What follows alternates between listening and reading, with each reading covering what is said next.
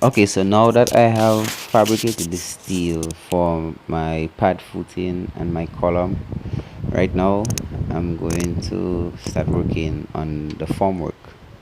It just says that I'm getting one step closer to accomplishing my small office.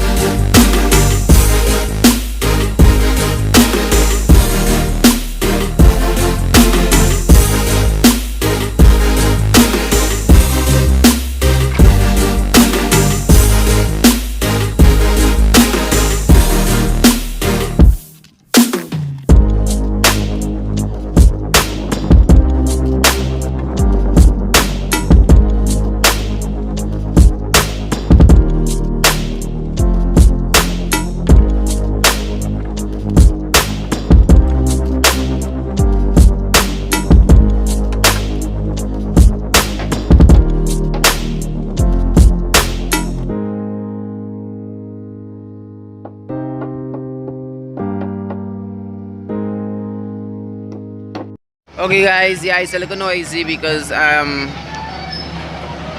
is a excavator going up the road right now because they're working on the road.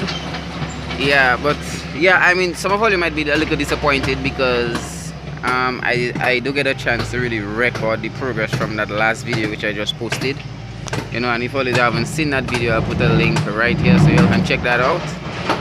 But yeah, so right now what I'm planning to go and do right now is let me just show you guys what's up.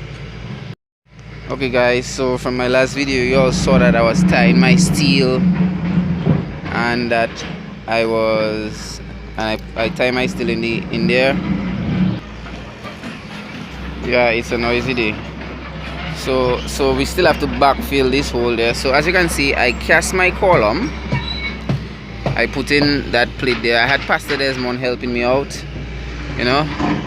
And yeah, Pastor Desmond only helped me to get the column in line. Apparently my steel was still way off. And as a professional, when it comes to the squaring, that's where I'm not so strong. You understand? But I mean, I managed to square most of the building. But yeah, so as you can see how this was supposed to be like almost in the center of the column, but then it had to shift all that way because I was not fully in line up there. But that's not a problem, that is minor things. Yeah, I have to cut out those two bars there. Yeah, but what we're gonna and as you can also what I did is I run my beam up there. That was a little challenging. That I did only on my own. You know, I run my beam up there. That was a little tough. I had to make a temporary scaffold. I run that beam and it's double post. Yeah, I have some metal plates holding it. I don't know if you can see the metal plates because the sun. See up there, I have some metal plate up there holding that. Yeah, Adil there, he come and give me a hand. How are we going to be doing today? We're going to be backfielding the foundation footing, and then we're going to be running the joist that's going to be going up there.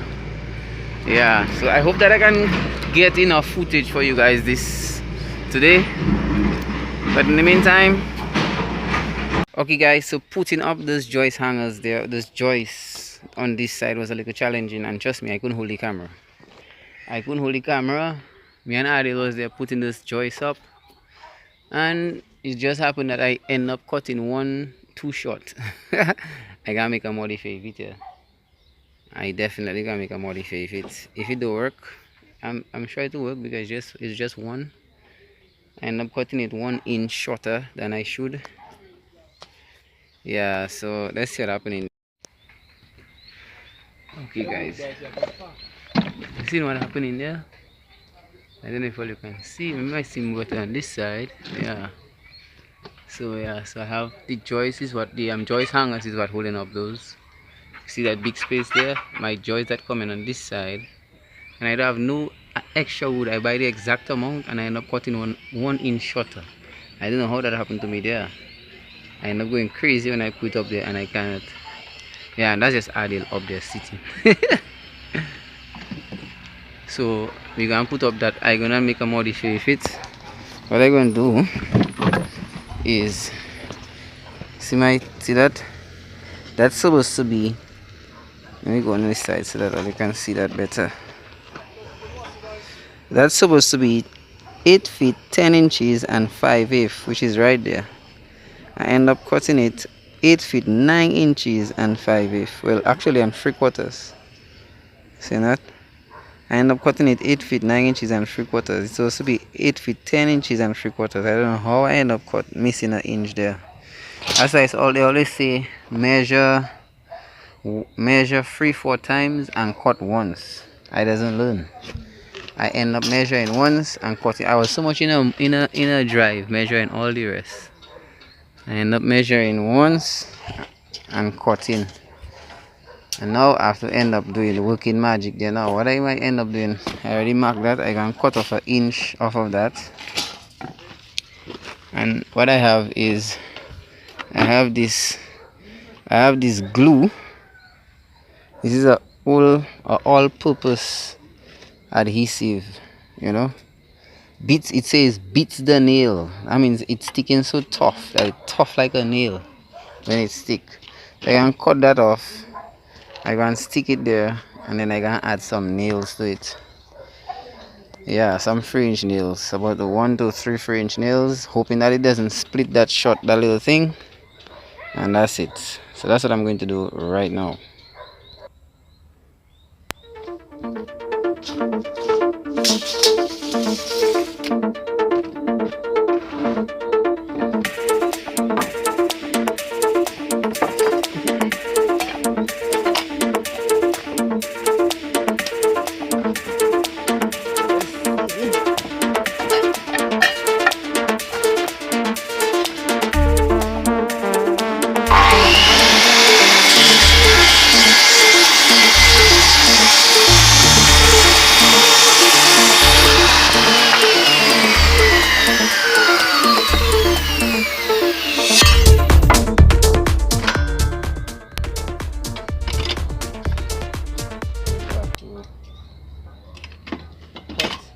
this thing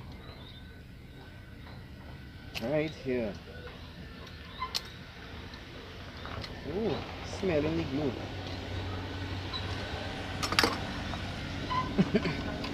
I just bought that glue gun.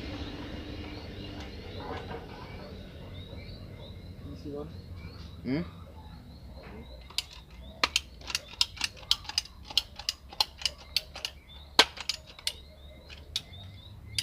Ooh, mama, trouble in churchyard. Why you do that again?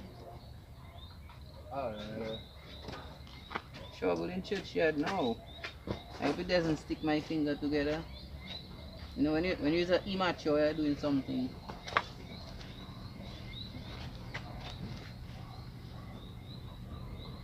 It's amateur. Mm-hmm. When you're amateur doing something.